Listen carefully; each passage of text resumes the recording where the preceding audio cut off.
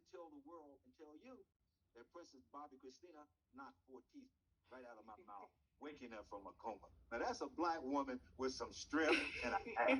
When she woke up, she kicked like a Missouri mule. I'm telling you, she could have kicked my head off. You would have thought Mike Tyson punched me in the face, okay? She kicked like that. And we have energy. When she woke up, she was like, and she was grunting and growling and looking at me. And Bobby said, why is she looking at you like this? I said, Bobby, she's looking at me like this because I did the equivalency of stumping on your toe as hard as I possibly could. I said, it's like me stumping down as hard as I possibly can. I said, that's why she's looking at me like, like that. I said, but then she realized that she's awake. And now that she's realized that she's seeing you, he says, what am I supposed to do? I said, come over here real quick. Over here, come closer. So I took my finger and I make a circle in the back of her head like this. And it's right at the base of your neck, at the top of your neck, the base of your head. Okay? Right. There's a little spot right in the bottom there, in that indenture. And then you go in the circle to the right. I said, Bobby, keep doing this. He said, what am I doing? I said, I call it Beam Me Up Scotty. It's a way of bringing life back into a person. And as Bobby was doing this, Princess Bobby Christina started saying, Daddy, Daddy, Daddy, Daddy, Daddy. And she was screaming to his face. And Bobby was maybe 2-3 inches from her face while she was screaming, Daddy, Daddy. And so she didn't know how to enunciate or pronounce words. The only thing she could say was, Daddy, Daddy, Daddy. And she was screaming it and screaming it. And people outside the room heard her screaming. They knew Princess Bobby Christina was awake. Now, these doctors, they want you to know these different people that did these other shows that have been talking to me. They have edited out the most important thing. And the most important thing is that Princess Bobby Christina, she actually woke up from the coma. I didn't wake her up. God woke her up in my hands. God used my hands as his utensils, as his tools, like your knife and your fork. Okay? So God woke her up. And this is how this all happened. But as she woke up, she had the energy. And so Bobby knew that his daughter was alive, that she was awake. I can say today, my baby's great. She's watching me. So don't believe what you read. No life support. Nothing. Within about maybe 7 minutes, Patty Houston walked in the room. She was blown away because Princess Bobby Christina was making sounds and she was moving. And the lady that brought me there, she said to Princess Bobby Christina, she said, if you see that the doctor is here, if you see Dr. Jolly's here, and you know that God sent him here to wake you up, she said, not one time. Princess Bobby Christina, she raised her head, not one time. She asked her the second time. She says, if you know he was pressing on your feet, because at this time she was laying back down on the pillow. And she said, if you know he was pressing on your feet, pressing pressure points to wake you up. She said, not 2 times. Princess Bobby Christina nodded 2 times. And then she said, if you know he came here to give his will and everything to save your life, if you know he's here and I brought him here for you, she said, nod again 3 times. Princess Bobby Christina nodded 3 times. When a person can answer your commands and hear your voice, they're no longer in a coma.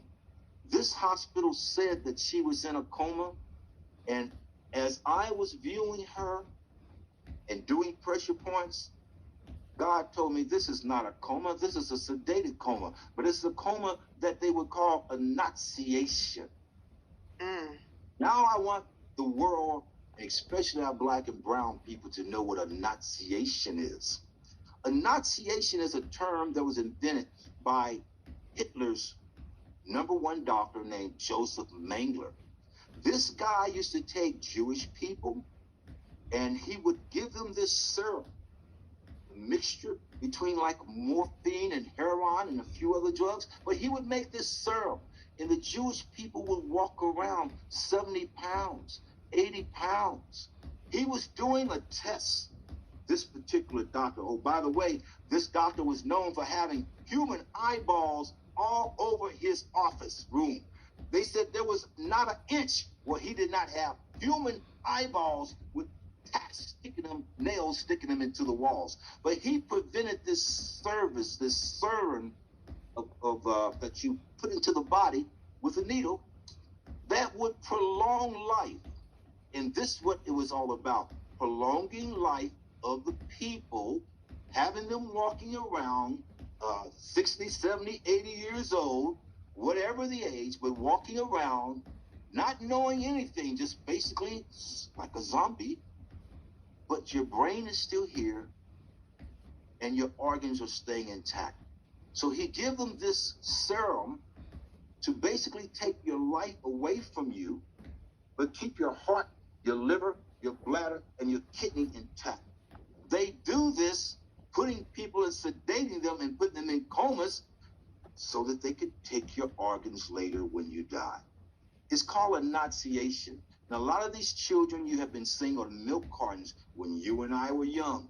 Every week we see 2 or 3 children on milk cartons. They would be snatching these kids up, and there are people that use them in ceremonies and rituals and stuff like this, and they use their internal body parts, which is the #1 game on earth. It's the #1 thing being sold, body parts and satellite parts that are moving around there. The machines go and catch them. But body parts, people are buying. I said, Bobby, watch out. They may be selling your daughter's heart to one guy from some country, Germany, maybe another guy from England, maybe another guy from Russia, another guy from Bangladesh. But they're selling body parts to the highest bidder. And people have been buying black body parts because, how do you say, it's the highest thing on the market? And people want the liver. They want a young black heart. They want a young black kidney. They want it. So I said, Bobby, be careful, because they will take your daughter's body parts and sell them to the highest bidder.